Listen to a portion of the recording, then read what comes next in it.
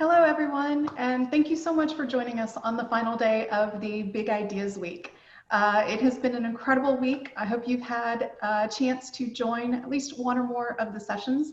I know I have learned a lot about the groundbreaking research that is happening across the university in augmented reality, virtual reality, materials with intelligence, big data, and even translational health. It is my honor to be with you today to really share with you our progress and initiatives across the university related to innovation and entrepreneurship. For those of you who don't know me, my name is Shannon Wygum. I'm an associate professor in biology and faculty of the Material Science Engineering and Commercialization program here at Texas State. My academic background is in biology, biochemistry, and biomedical engineering. While at Texas State, I have had the opportunity to work very closely with several medical device startup companies, both locally in San Marcos and in Austin. I am joined today, this morning, by Dan Roy, who is an entrepreneur in residence at the McCoy College of Business. Dan tends to be a bit modest, but he's a prominent businessman and successful entrepreneur in his own right. So we are very delighted and lucky that he's joined us at Texas State to offer his experience and expertise. Together, it is Dan and I who are leading the Innovation and Entrepreneurship Big Idea. The origin of this as a big idea really came about nearly 2 years ago when we identified numerous faculty, programs, and events, and even organizations across the university that were already supporting, teaching, in and around innovation and entrepreneurship.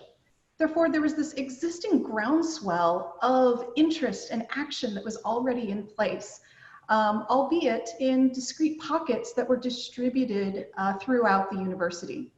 Since then, it's also evolved as a universal big idea because we recognize the enormous potential of innovation and entrepreneurship to leverage the amazing technology that can arise from our faculty research, particularly with those other big ideas, including AR, VR, materials with intelligence, and translational health, where we can help to drive new commercialization and new ventures from that groundbreaking research. Because of this potential to impact not only our students, faculty, alumni, and really the greater Bobcat community, we are very excited to announce the structuring of this initiative into a university-wide Center for Innovation and Entrepreneurship that can truly provide connectivity, leadership, and scale that helps us to support and grow our innovation and entrepreneurial ecosystem. And Shannon, thank you for the kind introduction. It's great to be with everybody this morning. It's an exciting day, not only for us, but really an exciting day for the Bobcat community. Having a university-level center brings resources and scale. It brings connectivity and visibility. It has the potential to break down silos and promote strategic collisions, which connect our extraordinary scientists and researchers with aspiring entrepreneurs. And perhaps most importantly, it provides students from all disciplines, from music and theater and social work, biology and engineering, with access to the power of entrepreneurial learning. At Texas State, we think of entrepreneurship broadly. We include new venture launch, but we also include enterprise formation, transformation, and growth. We see it as a pathway for positive change. This new center will support a growing and really robust entrepreneurial ecosystem that integrates innovation, new technologies, research, and teaching. It will support programs, initiatives, and innovative approaches designed to create the next generation of great innovators and entrepreneurs. These are the people that will solve some of society's most pressing problems in the years to come. It will provide a centrally located co-working space called the Idea Lab, a critical first step for students interested in exploring the fascinating world of entrepreneurship. They will learn business essentials, explore new ideas and opportunities, and work at a genius bar alongside of entrepreneurs and mentors to bring those ideas to life. We really have an extraordinary opportunity to equip our students with the power of entrepreneurial and innovative thinking, to give them access to classroom and experiential programs that will provide them with the essential skills and the confidence they need to create value from new ideas and new opportunities, skills that are essential in a world of increasing complexity and change. We recognize the extraordinary power of innovators and entrepreneurs to impact the world. And we are privileged to have three panelists joining us this morning who have done exactly that. Joining us from San Francisco this morning, Robert Habibi, coming to us from the Austin area, Krista Freeland, and also from the Austin area, Dr. Harlan T. Beverly. Welcome to each of you. We are thrilled to have you here and look forward to your insights as the morning progresses. Welcome. Thank you so much to all of our panelists. We appreciate you taking the time and the opportunity to do this. And we're looking forward to hearing your perspectives on this new initiative and new venture for us at the university. Could each of you please tell me just a little bit about yourself, possibly your major accomplishments, and even your current relationship to the university? Want to start with you maybe, Robert? Yeah, sure. Before I start, I want to extend my gratitude and thank you both to you, Dan, and everybody else in setting up this center. I think this is an excellent idea. This is not just a initiative or a project. I think this does have, in my opinion, the potential to put the university on a different trajectory, because the future is all about innovation. And there'll be more about that as we go through the program today, because that's a topic near and dear to my heart. My background, that would be a short conversation, but I graduated in the 80s from Texas State University with a major in computer science and mathematics, and followed by an MBA. Next 15 years, I spent it with two very large companies, and that's where I learned the best practices with Unisys and Sun Microsystems. And that was really when the internet exploded. So when I left Sun to become run a publicly traded communication company, Energy Networks, I was running a $200 million small business at Sun. And then the collapse of the tech market happened, and the bubble bursted basically in 2000. And that was where I was lucky enough to make the transition over to small companies and startups. So for the following 15, 20 years, I've been running pretty much at the leadership role, string of about maybe 15, 16 companies, and some turnarounds of major companies as well. And with a little bit better than average batting average on the successful exits. And today I'm running a small advisory firm out of San Francisco and Barcelona, and we basically advise small companies and also some of the larger companies on very specific, in my opinion, the most important critical question of we help them with their go-to-market strategy. And I live in San Francisco, and that's basically it. Pardon? Hello. Sure, I'll go next, and then Krista, you can go. So I'll be brief. Also, I'm super excited about the center as well. So we're going to talk more about that, I think. And but so who am I? I'm actually a lecturer here at Texas State. So I lecture in the MSEC program. It's commercialization for material science and also computer science, and their PhD programs. So Texas State is pretty unique in that area. It's one of the very few schools in the world that I'm aware of that has a focused commercialization program for their PhD students. So imagine you can get a PhD and learn how to commercialize your new innovation. I love it. I'm super excited about it, and I'm sort of new.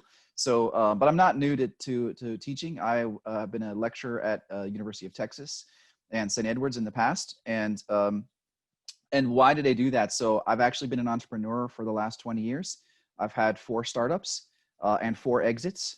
The biggest one was Bigfoot Networks, which was a video game networking device. So it's called the Killer Network Card. You'd put it in your computer and it'd make your games play faster. You get lower ping in games. That was a huge company. We raised $20 million and we sold that to Qualcomm. So that one kind of kicked off my serial entrepreneur mode, where I started a bunch of other startups and sold each one along the way. Most recently, been a place where I am currently still VP of engineering, but we were acquired last October, and so that acquisition happened in October. We're now technically part of Entertainment Benefits Group, which is $1 billion company, and so it's kind of yet one more a startup that was acquired. And that's kind of like the most exciting part, is when you get purchased or you go public, which I've never done. That is an aspiration of mine someday. So currently, yeah, I've finished my PhD while I was CEO of one of my startups, which was crazy times, because, you know, getting a PhD and running a startup, but it can be done. And I'm proof. And so, yeah, now I'm teaching and I absolutely love it. And that's it for me. So Krista. Thanks so much. Yeah, and really exciting what y'all put together, this whole event, and love being here with y'all, the panelists and everything. Thanks so much for the opportunity.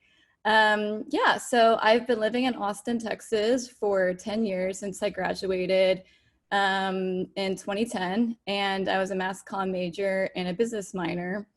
I started working at a tech venture studio about 7 years ago, and I would help with go-to-market plans for early stage tech companies in our portfolio. And out of the venture studio, I was able to launch really early stage concepts like an app company and like a co-working concept. And so that's kind of like my more entrepreneurial side. And then I was also asked to help run the Mayor of Austin, Steve Adler's re-election campaign back in 2018, working mostly in digital strategy, and also did that for the Mayor of Fort Worth. And they've won awards and stuff, and it's been really interesting to see like what's going on with the internet, especially politics and stuff these days.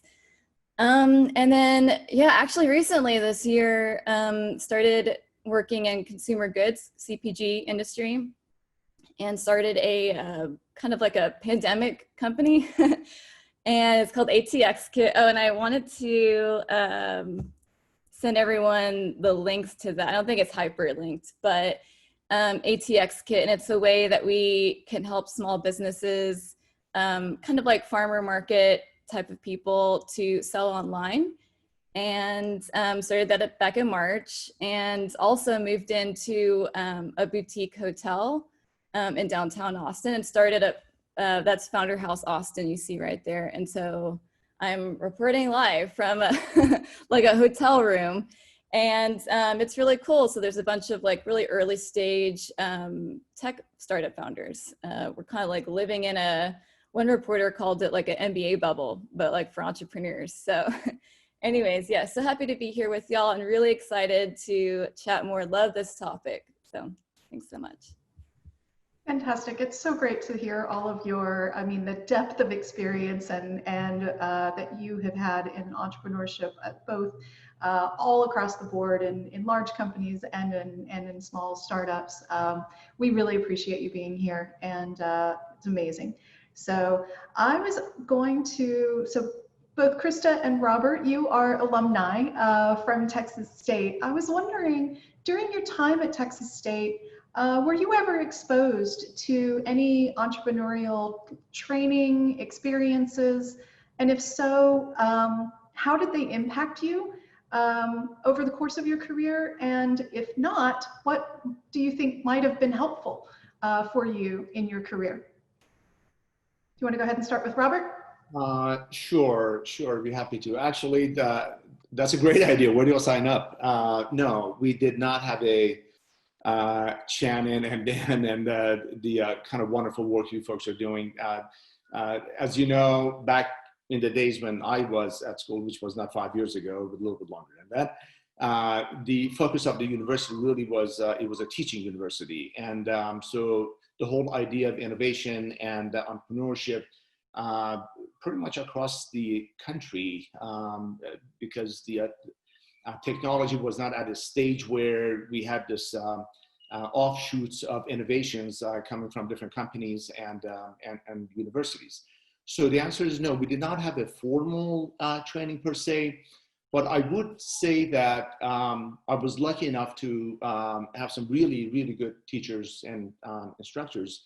One of them I remember succinctly was an executive from IBM, who just like Dr. Beverly Harden, took a teaching job, and he basically came and taught at the university at the MBA classes, and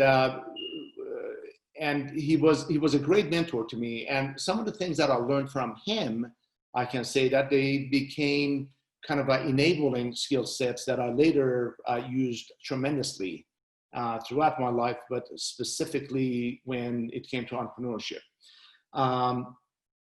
You know, one of the, if I had to highlight a couple of them, the first thing was that he was very adamant and of the idea that you should always be trusting your instincts.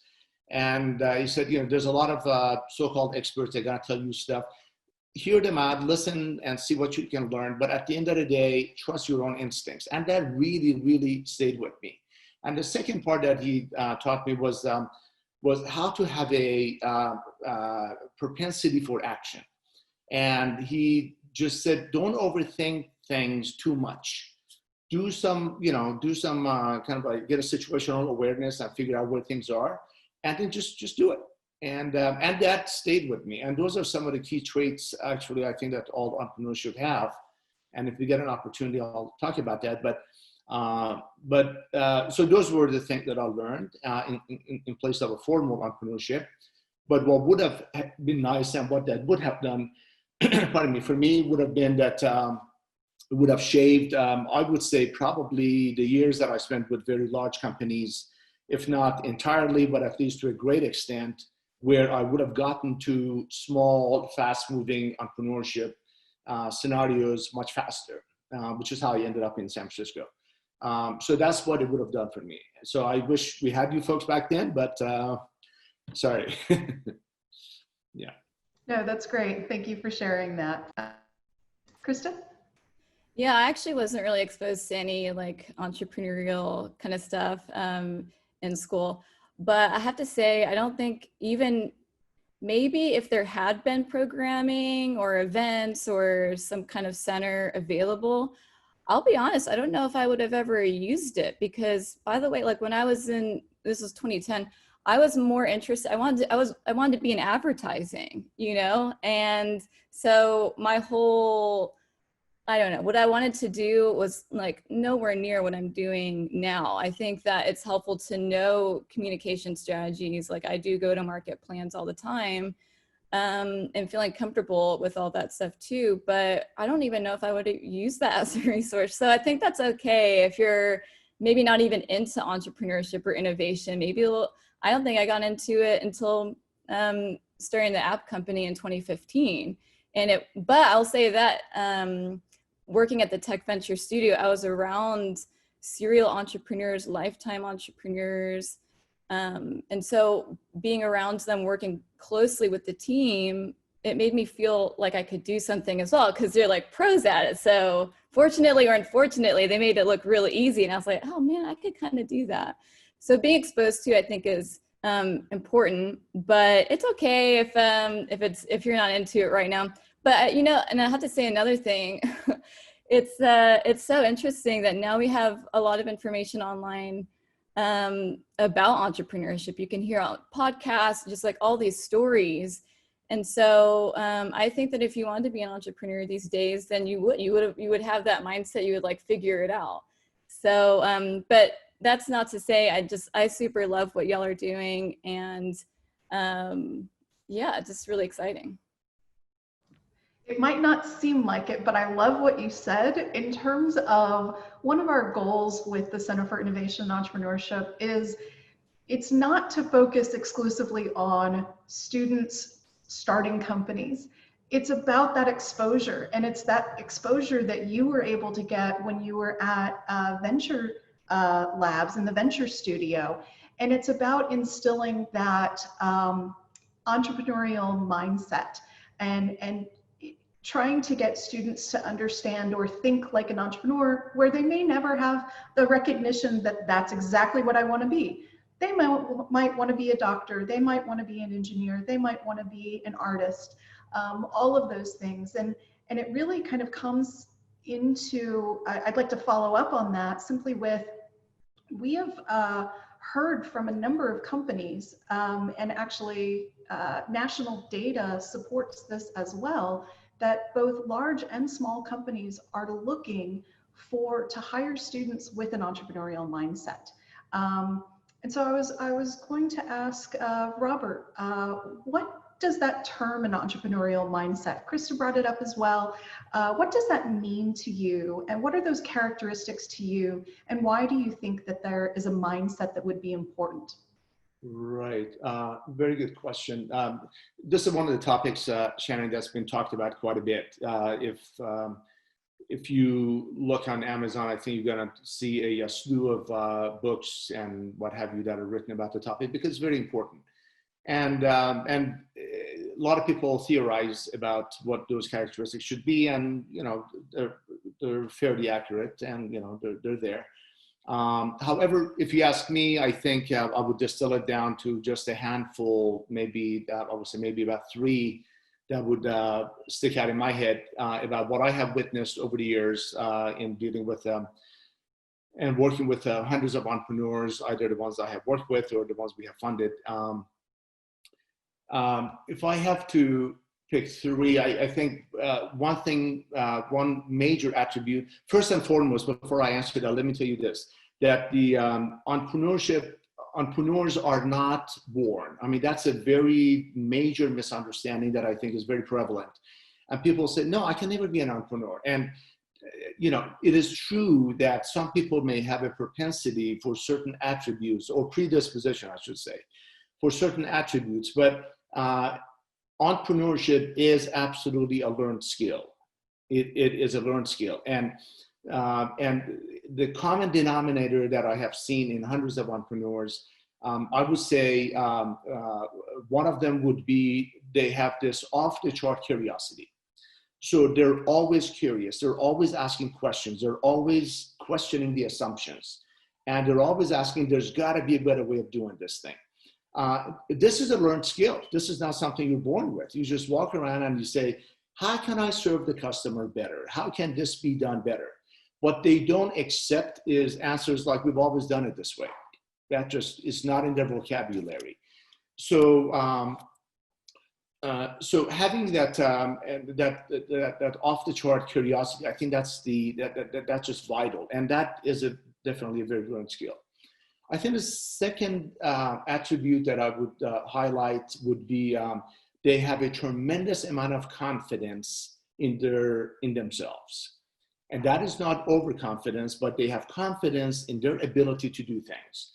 And they take action and they do things. And they are doers. You know, they do a situational awareness and they figure things out, and then they just do it. And they just do it.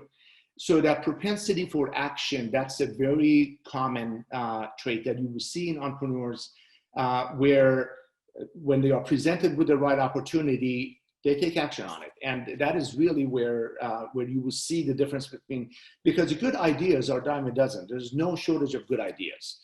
Right now, I can give you in the next 30 minutes about 5 ideas that will each be at least $1 billion market. I'm telling you. But the person that would actually go execute on it, that is what matters. So that would be the second one. And then a third attribute, in my opinion, would be, I would call that resilience. And resilience in that they are not afraid of failure. And they, as a matter of fact, they embrace it. And they get up, they dust off, and they rethink the situation, and they pivot. and they move on to the next idea. And that whole idea of resiliency and not being afraid of failure and propensity to take action and want to do it now and having confidence in yourself, I think that is really what makes up the DNA, synthetic DNA, because I know your major.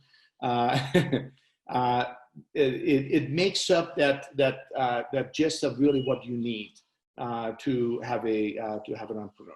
So those things I can teach anybody in matter of weeks, and you can actually have the basic skill sets, and then having that confidence, you can actually act on great ideas. That's how I would summarize it, I would say. Fantastic. I completely agree with those skill sets, and also with the idea that it is a learned behavior and something that people and students can practice. Harlan and Krista, would you like to comment on your thinking? Yeah, if I could add something onto that. So I actually wrote a book. It's on Amazon. I'm going to post a link. Hopefully you guys can check it out. And it's a funny story because the title of the book was supposed to be Failing Your Way to Startup Success, because I want to completely agree with Robert that this ability to fail and recover, it's actually how you learn in entrepreneurial mindset. And I think that's what companies are actually looking for, is that people that are willing to take a little bit of risk. It's not complete risk, right? So there's a way to sort of limit your exposure. The thing that makes me the most sad is when people overinvest in something too early and before they really learned, is there a market? Is there, are there customers? Are they excited about it? Like, that's things you need to do first, but then slowly investing more and more. So the book got renamed by the publisher to Navigating Your Way to Startup Success, even though every single chapter has a very embarrassing failure of mine personally and one of my former students in there, and including the time I got sued, the time that my product completely bombed. I had a failed Kickstarter. It's all in the book, and learning through failure is really the key. So I think Robert just hit it right on the head, but you can develop skills to overcome all your challenges, and so this idea that entrepreneurship can be learned is something I'm really passionate about. I think you can learn it. You can learn how to overcome your fears. You can learn how to be more self-confident. It just comes with practice. And I hope we'll get a chance to talk more about that in a minute. But yeah, I agree completely with Robert. Yeah, also to echo what Robert was saying, but kind of change it a little bit. Robert said something like, entrepreneurs take the opportunity, they're ready, and they're just gonna go. I also believe that entrepreneurs not only take the opportunity, but they make their own opportunities as well. There's most of the things that I've gone through in life, there wasn't an opportunity for me. I somehow convinced someone to make one, or I made one up. I'm just going to do it anyway. I don't need like someone's permission to do something. So maybe they're like a little bit rambunctious and, kind of bump into things, test the boundaries, all that stuff. I love it. It's like it's like energizing. And I love actually hearing the failure stories. Like, the thing is, like, if you fail big, that means you're doing big stuff. Isn't that exciting? And I even in my personal life, sometimes I'll let you know, I get a little bit anxious. I'm like, I can't believe I have to deal with this like stupid little stuff. I need big problems. I want something big. We're going to tackle a big problem, and I want to do the biggest thing that I think I could possibly do. So embracing failure, because that's not really failure. That's actually just learning, and you have to do it. You just have to go through it. And there's something they always say, like, get to 100 no's a day. Just like get used to hearing no and just not thinking anything of it. Like, we just don't care about rejection. It just doesn't matter. So, yeah. One of the fascinating things that we get to do at Texas State is to create programs, and we refer to them as experiential programs. And they are designed to give students an opportunity to do exactly that, right? Which is to get into an environment where they take an idea or dream up an idea, go through a process, and oftentimes that's in a very condensed format. Maybe it's a weekend long. We have a program called Ignite, where people that are just curious about entrepreneurship, maybe never thought about it, have an opportunity to come in and work with us over the weekend to explore an idea, consider how we would get it to market, check the viability of it. So we're very intentional about providing opportunities for our students, and one of the great opportunities for this center will be to expand that capacity.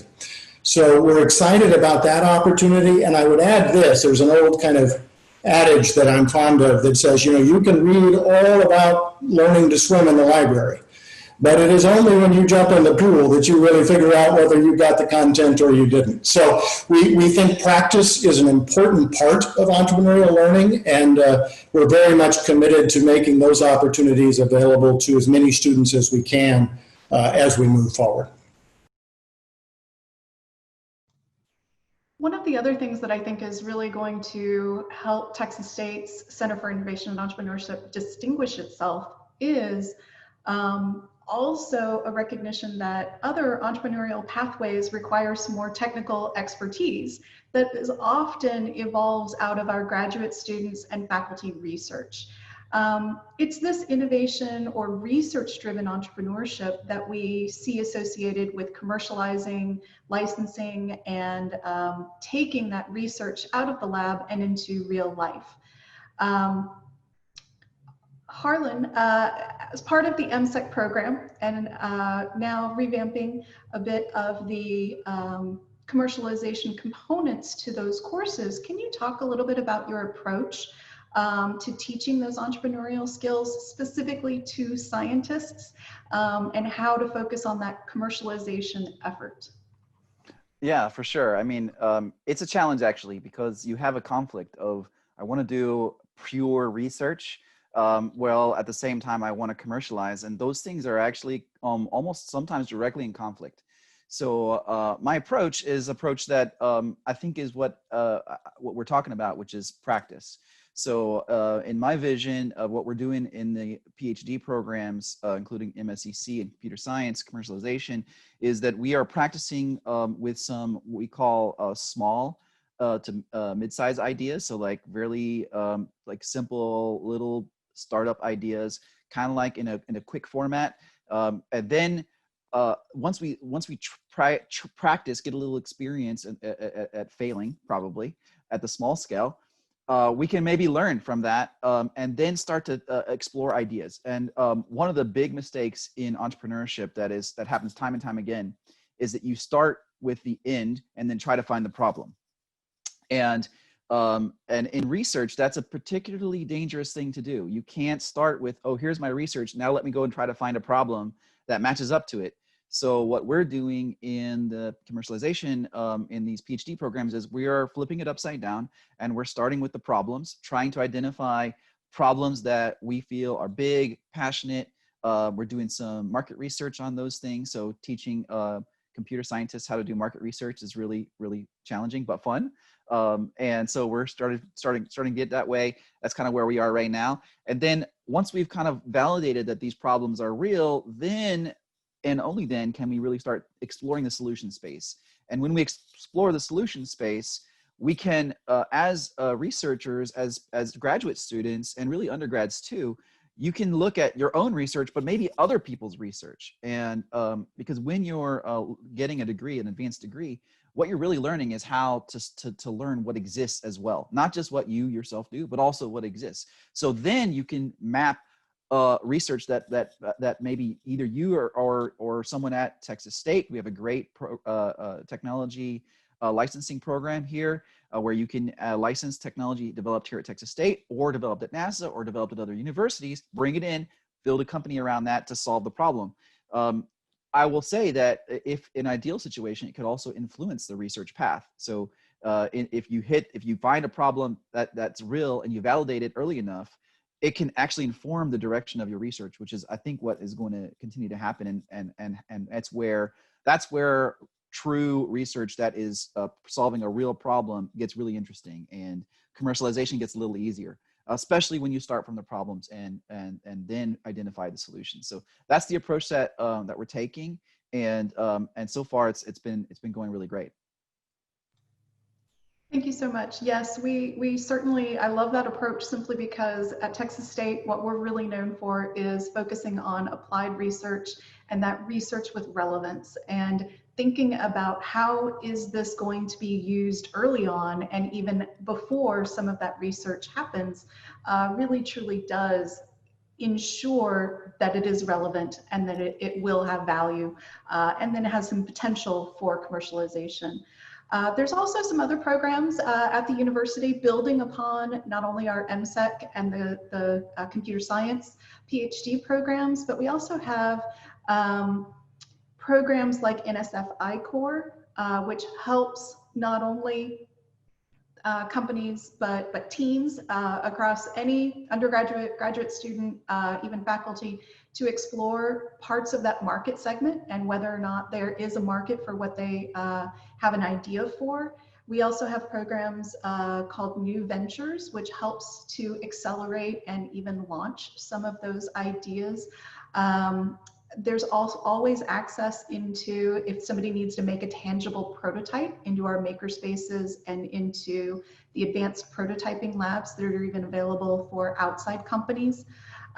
We have a wonderful set of entrepreneurs in residence that can also offer mentoring to those companies that complements our curriculum, which enables pretty much anyone, not only those who are enrolled in a course, to be able to get and vet their ideas around an experienced person and an experienced entrepreneur.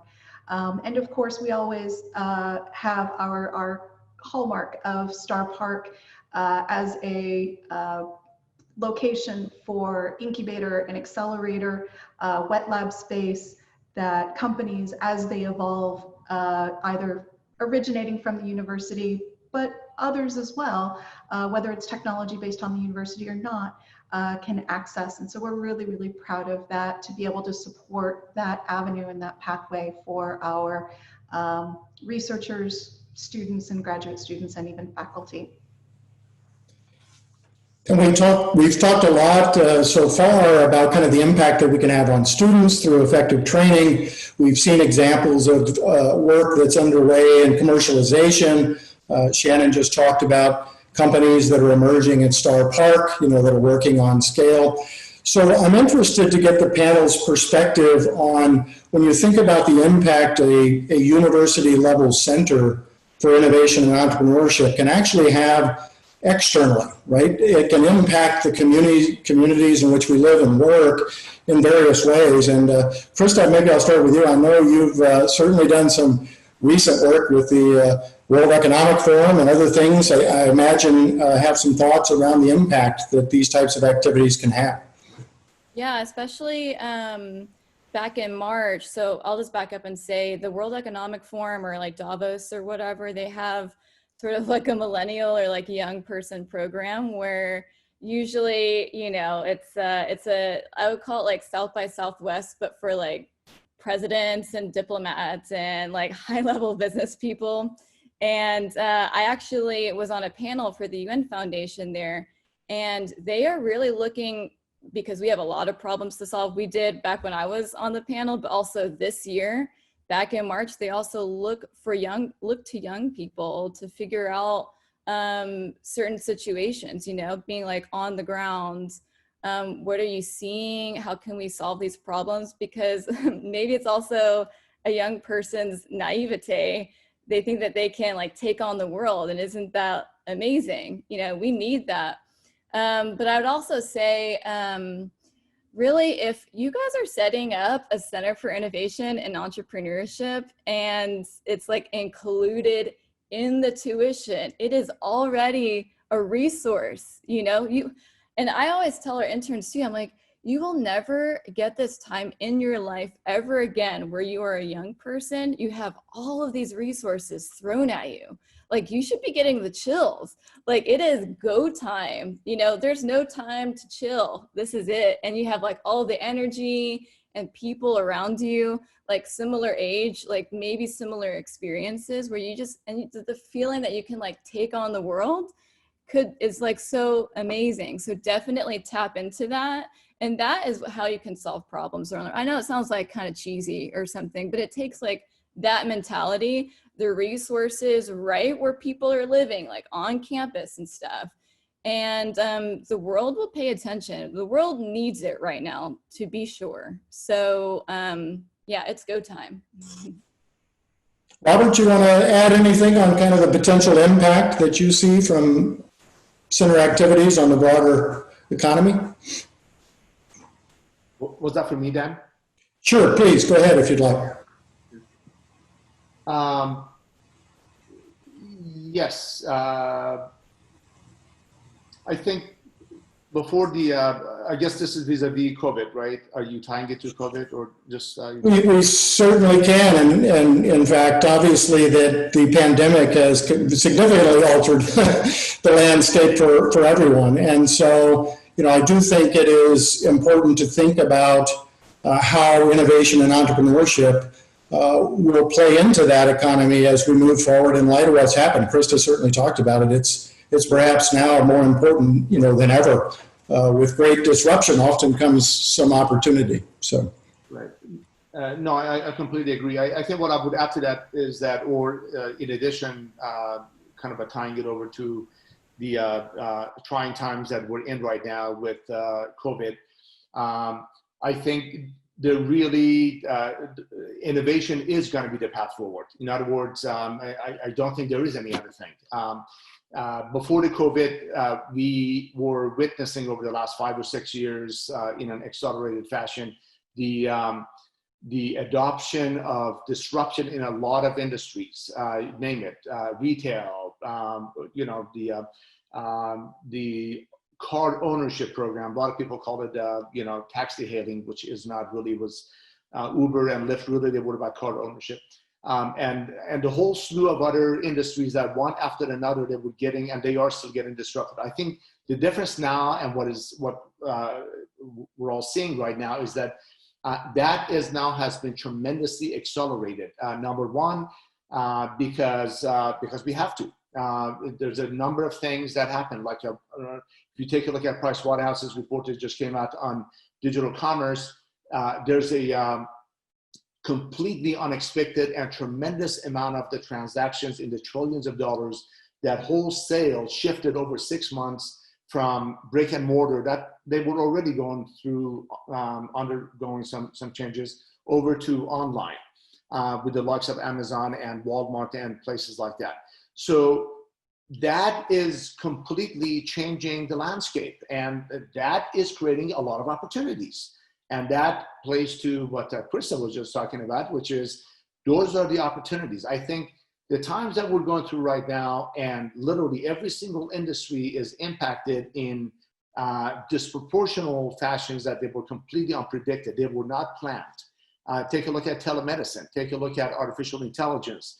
Take a look at big data and data analytics when it comes to disease identification and contact tracing and stuff like that. And also, infiltration of AI, artificial intelligence, and virtual reality. Comes to travel industry, it comes to medicine, it comes to gaming industry that Harlan knows so much about. These are all getting disrupted even, I would say, 10x faster than they were before. So if the question is, is this really a good time for us to even be looking around, looking for opportunities, or really we should just wait till the wind blows over? I think this is it. This is the time. And it is always a time, because opportunities are abound. Either and right now with the COVID, and I think what has happened is that it literally just threw up all the chips and they all just fell down. There's a tremendous amount of opportunity in literally everything we talked about. So if you start looking at things with the eyes of your mind and curiosity, you are going to see this all around you. Every one of these is a foundation for the good business opportunity. So that's the way I see it from at least the current situation. Yeah, and I know Krista would like to add something, as would Harland, and so. I want to jump in. We're like, ah. Yeah, no, which is great, and it's exactly what we want. And but Harlan, I am curious, kind of based on what we're talking about, and your experience recently and access to capital. Is it being impacted for entrepreneurs? And so to take advantage of these opportunities, often it requires capital. And I'm curious what you're seeing in that world. Yeah. Well, what I was going to say, I'll make 2 quick points here. Look, entrepreneurs are always trying to change the world, right? What happens when the world changes? Now, how do we react? You know what I mean? And by the way, some of the best companies that we know today, like Netflix or Airbnb, they were started during a recession, and bad times. What can we come up with? How can we get creative? And working in venture capital too. I'm a fellow at Next Wave Impact. And so we invest in early stage tech companies and female founders working in impact. And so I will say right now, the money is there. The money is actually there and it's ready to go for the right solutions. And now during COVID, like we'll never go back to the old world, right? And so it's becoming very obvious what are the things that we should be backing. And actually I would say it's even less risky because we know what's going on. Before we didn't know, like we're talking about the future and like, oh shit, no, we need to do it now. Like now, what do we need to back? And so I don't know, my friends are getting funded. We're funding. So anyway. Yeah, and if I can go back a step to the question about the center as well, and then I'll tie this to the funding question. So there was a question asked in the question and answer area, and I'm going to try to reply to all those at some point. But the question was about how is the Texas State Center going to be different? I'm not sure we exactly have that answer right now since it's so new. But I can tell you that I've been involved in centers in at least, 6 or 7 other universities. And so far, for me, there are 2 things that are already different. The first one is that the center is not tied underneath a department, which to me is so important. It truly is campus-wide. It's not under one department. At other universities, it's typically inside of a department, like management department or something like that. And while that's okay, because it's kind of like easier to manage the funding and blah, blah, blah, it definitely creates a lot of politics. And so far, my time at Texas State, I am so happy that the politics here with the faculty, with all the different departments, is just at the lowest possible level. And I think that's going to make the center truly campus-wide, truly, and its function, in my vision, and of course I don't get the vision, it's up to the folks who are running it, including Dan and Shannon and everyone else, but I think the vision is really about being the center where you can go to find the right place to go to. Because there are a lot of resources in the university all across in all the departments, but the question is, and try to find this at other universities, where do I go? Here's what I need, where do I go? Well, there's nowhere to do that because politics prevent it, right? Oh, well, you should go right here. We have the best help.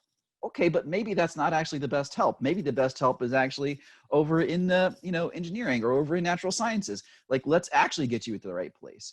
So that to me is what I think might be the difference between the Texas State Center for Entrepreneurship and Innovation and what I'm actually the most excited about, a single place where you can go to find out where to go.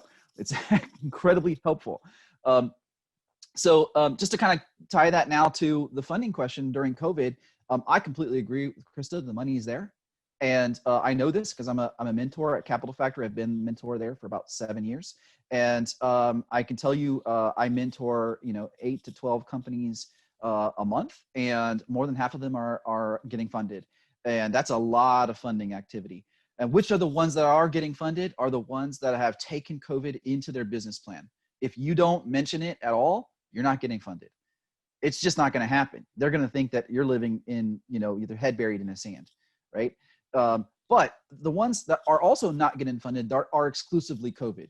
So you have to show, at least to the investors that I work with, that A, your company has relevance with or without COVID, and B, maybe it's even more important with COVID.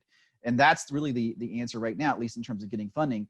And I think the center can connect you with the right resources to make sure that you've got those pieces in place. So yeah, absolutely. Funding climate, very strong. I mean, the stock markets are like, everybody's worried, right? So we're not over investing in the stock market. A lot of investors are putting their money into startups because that's where the innovation is truly happening, not in the stock market.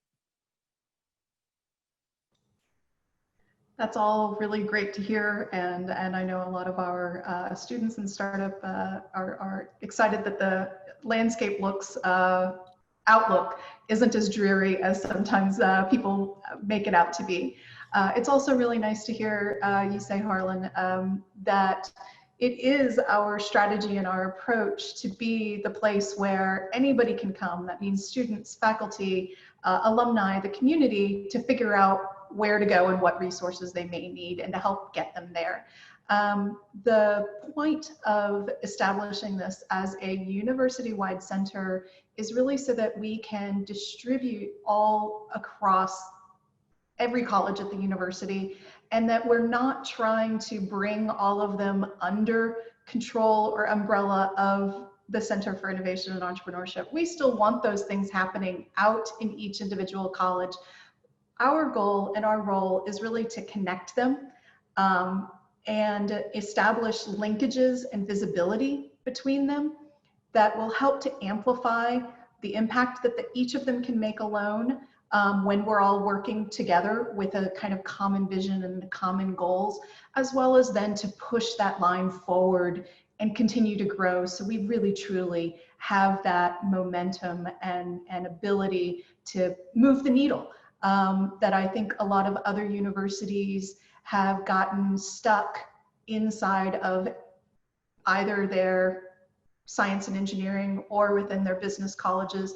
That was one of the things when Dan and I first kind of came together on this project, recognizing and realizing that even though I'm from science and even though he's from business, that's not the strategy here. It really truly has to be distributed, and that includes our approach as well as the programs and even potential certificate programs and delivery of these programs that the CIE is supporting, as well as then trying to ensure access across to some of those existing programs, that they are not just science and engineering and business, that we really truly do have a university-wide initiative and effort that cuts across to theater. And actually, if you're able to, anybody's able to join us for this afternoon, we will be talking with some of the students and faculty and other company teams who participated in some of our programs that are happening at the university. And certainly one of them is a theater experience.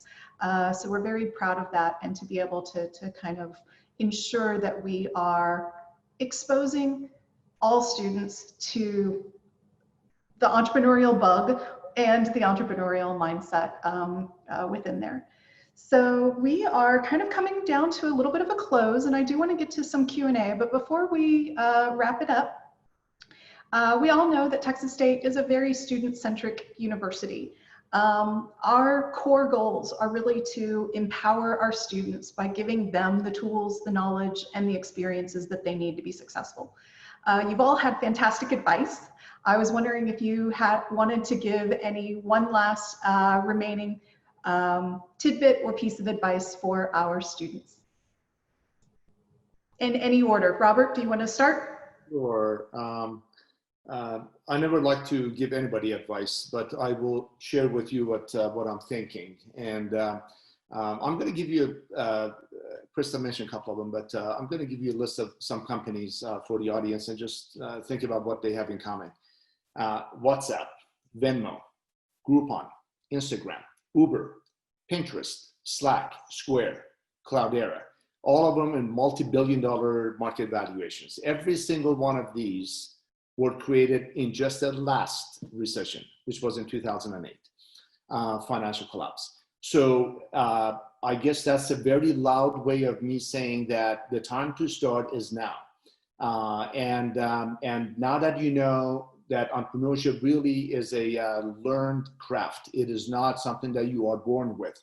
You can start honing those skill sets, and opportunities are abound, and the time to act in my opinion, is always during the downtime. This is the time to do it. Don't take a look at the stock market. That is completely disconnected from the real economy. So don't mistake the two. So both Harlan and Chris have talked about the funding aspect of it. The money is there, but even if the money was not there, right now the cost of developing a minimally viable product, or MVP, it is next to nothing. There are things going on in the industry called low code or no code.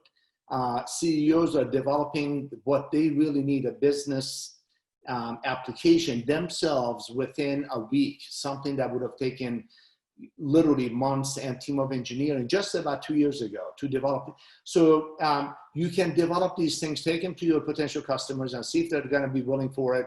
Take that to the investors and get the money for it and get started. And all of these you can actually do without any funding till you get to the point where you have something viable that can be scaled. And my last piece of word would be, take all of these things that you hear from us, but at the end of the day, don't listen to what is so-called experts like me. Listen to your gut feel. See, what is it that you have the answers. You have the answers. We don't. We can tell you about what happened to us, but that really doesn't mean a whole lot. At the end of the day, you're the person who's going to make it happen. And as Krista and everybody else pointed out, there's a lot of resources that's available to you. My connection with the university is very deep. All of us, I'm just a tiny resource to the university, but there are many, many more like me and better than me that you guys can go and tap into via the center and get a humongous competitive advantage. At a different time, if we had more time, I would have talked about what sets this center apart from the rest of the country, because I know I was involved with the Graduate School of Business at Stanford, UC Berkeley, but I will defer that to some other time, and I'll leave it at that this is a very unique set of ingredients that has come together. Perhaps we can talk about it later. I will leave it at that. Thank you. I was going to say something about Robert. Robert's being very humble. He's such an expert. Everyone has an awesome experience. I will say this, I'm not going to be humble. I'm an expert, and students right now, look at me. I'm coming at you through the camera. You better take advantage of these resources. You will never have this time in your life back ever again. Look, I always think about this too. Jeff Bezos or Elon Musk or whoever, no matter how much money and power you have in the world, they can never be in their 20s ever again. They don't have that luxury. They have all the other luxuries in the world. So I would tell you, do it. Take advantage of what is given to you. And this is the test in your life. It's right now. So I like that. And I'll just want to add that entrepreneurship has a broad definition. Don't think that it has to be $1 billion company that you start. You can make huge social impact with a nonprofit, with a business that provides social good, or even just a small business. So I never encourage someone to start a restaurant. They're very risky, but it is still entrepreneurship technically. And everything in between. So, and I know that there are people at the center that can connect you if you do want to start a restaurant, to do it the right way and the smartest way. By the way, it's location. So yeah, I think that's my advice. My advice is, don't think that you have to start $1 billion business. Robert is dead on. You can absolutely start a business using no code or some kind of other technique, even just with text messages. Instead of an app, it's one of my favorite techniques. Use text messages instead of an app, and suddenly you can deliver a really cool product without a single penny of funding. Because I mentioned about funding, and I'll just say one last thing. You aren't going to get funded unless you have a few customers. It's very hard, at least in Austin and really most of the world, to get funded until you have at least a few customers paying. And how do you get them? You got to build something on your own, but it can be done. And especially while you're here, because you'll have the center to help you connect to the right resources. Hey, y'all, by the way, you could start a restaurant. Make it a drive-through though. Make it a double drive-through. Yeah. Make food Instagrammable or something like that, you know? It could be really that obvious. It doesn't have to be like super innovative. Or I mean, that's what innovation kind of looks and feels, right? Like it's in front of everybody's eyes. And entrepreneurs, they can look at the same thing that everyone else looks at and they see something very differently. And then that I started to see that earlier on in my career. And I was like, man, I had those ideas. I just got sick and tired of like seeing other people take the credit for the ideas. And like, I could have done it, but that's my fault, right? So yeah, go start a restaurant. All great advice, and I really do appreciate it. I'm going to ask one more question because it came up in the Q&A, and actually I'm going to direct this over to Robert in terms of, because you mentioned it just a quick second ago, in your view, how do you see Texas State being able to differentiate itself as a Center for Innovation and Entrepreneurship from other universities? Oh, that's a softball. So very succinct. So what I have seen, and I think Hardin alluded to that as well. And I also went to London School of Economics, even took a look at what those guys had. I was actually supposed to be teaching there, but COVID thing happened. What you do see, and one of them actually Hardin mentioned, is that they are very departmental centric. So like for instance, at Stanford, which completely they revamped it right now, the entrepreneurship and all of innovation stuff, they all belong to the School of Business. They're part of the School of Business. And then now, last year, engineering department, they started doing their own stuff. So if you're a student and you're trying to, and that's a tremendous amount of resource, and don't take me wrong, and what the endowment they have is like they can rival the, at least number 5 or 6 world largest economy. But as far as the effectiveness is concerned, and as far as what Krista is talking about, at the entrepreneur, at the me and you level, it is not the most conducive format. I think what we need is a, and this is, I think, the way I view Texas State is a national, medium-sized, heavy emphasis on liberal arts and technology mixture that really that really works on its messaging being innovation and entrepreneurship led. So this is why the way I see what has the potential in front of Texas State, if they choose to execute on that, is gonna be, that is what you're gonna become as. It is not just gonna be a function that we do, by the way. It is gonna be, so I'm just graduating from high school. You can tell by my hair, looking at my hair, but I'm graduating from high school. I'm trying to figure out where to go to school and what university do I wanna go to. I really don't like the universities with 70,000 plus students in them. I'd rather have somebody around, mid-size like California Polytechnic, Cal Poly, or Texas State or whatever. And I want to make sure that I can identify with it. So I'm not exactly an engineering major, but I do have entrepreneurial eye, and I want to start things. I want to change the world. I want to do things right. So the question then, the answer for that question then only becomes one or two things. One of them is going to be Texas State. That is a university that I can identify with. It is not intimidating for me. It is very approachable. So I don't have to come in via the engineering door. I can be in my opinion, you always need 3 disciplines to start a company, either in one person or 3 different people. You need a hustler, you need a hacker, you need an artist.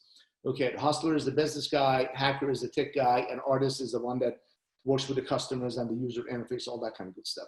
So those things, they're not all about engineering. Unfortunately, this is all coming across that way. And oh, by the way, that is not all for starting a business, as Arden just talked about. That is for having the entrepreneurial spirit, but believe it or not, could even be inside the, federal government. You can't get any more autocratic than that, right? So this is the way I see it. I think Texas State is uniquely positioned in that regard.